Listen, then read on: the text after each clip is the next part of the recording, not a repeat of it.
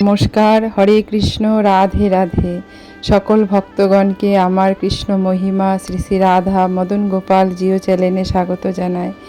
আমার গুরুদেব প্রভুপাদ স্বরূপ গোস্বামীর আতুল চরণে ভক্তিপূর্ণ প্রণাম, মাতা পিতার চরণে প্রণাম, সকল সাধুগুরু বৈষ্ণব ভক্তগণের চরণে প্রণাম জানিয়ে আজকের ভিডিওটি শুরু করছি। আজকে আমরা আস্বাদন করব যে সাধু সাজলে কি ফল ভোগ করতে হয়। একদিন একটি বেদ পাখি শিকার করছিল বনের মধ্যে। তখন সে দেখতে পেল একটি সাধক একটি গাছতলায় বসে তিনি ভগবানের সাথে লীন হয়ে যেন চুপচাপ করে ধ্যানস্থ হয়ে বসে আছে। আর কত কত পাখি তার গায়ে এসে বসে আছে। কোনো পাখি সাধুটিকে চুম্বন করছে, যেন একদম মুখের কাছে, মাথায়, সমস্ত জায়গায় পাখি এসে বসে আছে। তখন বেদটি ভাবল, আমি এত উঁচুতে তাকাই, আমার ঘাড় ব্যথা করে, আমি পাখি শিকার করার জন্য একবার এদিক থেকে ছুটে ওদিক যায়, ওদিক থেকে এদিক ছুটে যায়। বাহ, কি সুন্দর! তো সাধু সাজলেই পাখি বসে যায় গায়ের মধ্যে। বাহ, আজকে তো আমার এই বনে এসে ভালোই একটা উপলব্ধি হলো মাথায়। তারপরের দিন বেদটি ভাবলো যে আমাকে এরকম সাধুই সাজতে হবে, তাহলে তো পাখি আমার গায়ে এসে বসবে, আমাকে আর ছুটোছুটিও করতে হবে না, আর আমি পাখিগুলোকে ধরবো, আর সঙ্গে সঙ্গে ধরতে পারবো যেহেতু আমার গায়ে এসে বসবে। তারপর সে পরের দিন সাধু সাজলো, সেজে এসে সে একটি গাছের নিচে এসে বসে ওরকম সাধুর মতন বসে ধ্যান করতে লাগলো, চুপচাপ বসে। যে পাখি কই আসছে না তো। সাধুকে বলল, সাধু আপনি কেমনভাবে বসেছিলেন যে পাখি আপনার গায়ে এসে বসেছে?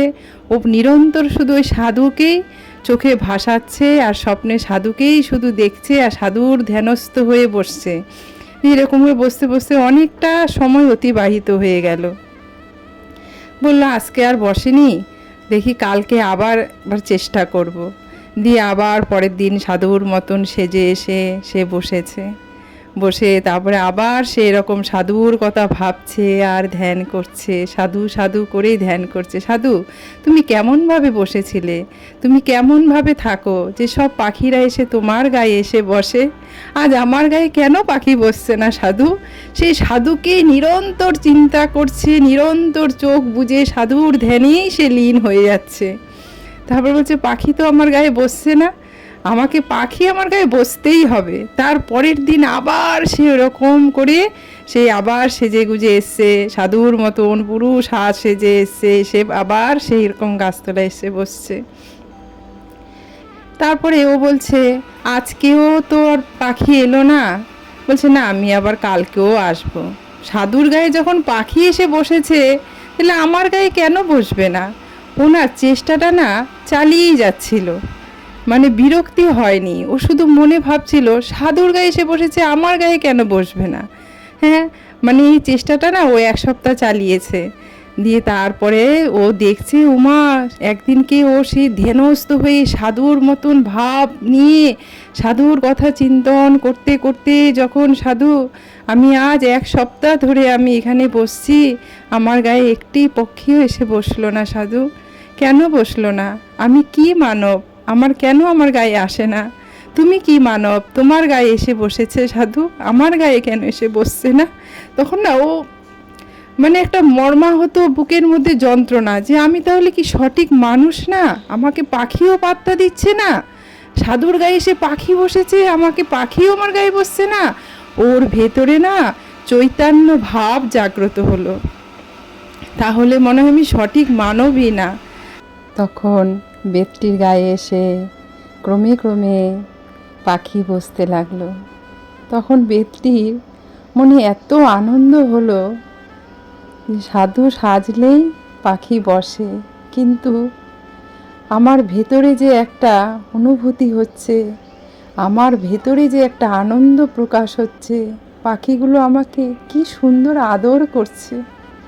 যেই পাখিগুলোকে আমি রোজ মারতাম, আর সেই পাখিগুলোই আমাকে আদর করছে। ওর মানে গাছের নিচে বসে ক্রমাগত কেঁদেই চলছে, এত কান্না তার পাচ্ছে। বাড়ি বর্ষণ হচ্ছে ভেতরে চৈতন্য ভাব তার লাভ হলো। তাই সাধু সাজলে আমাদের অন্তর আত্মা জেগে ওঠে, আমরা মানব, সঠিক মানবে পরিণত হতে পারি, দেবত্ব অর্জন করতে পারি, দেবত্ব ভাব আমাদের মধ্যে জাগ্রত হয়, আমরা মনুষ্যত্ব হয়ে উঠতে পারি।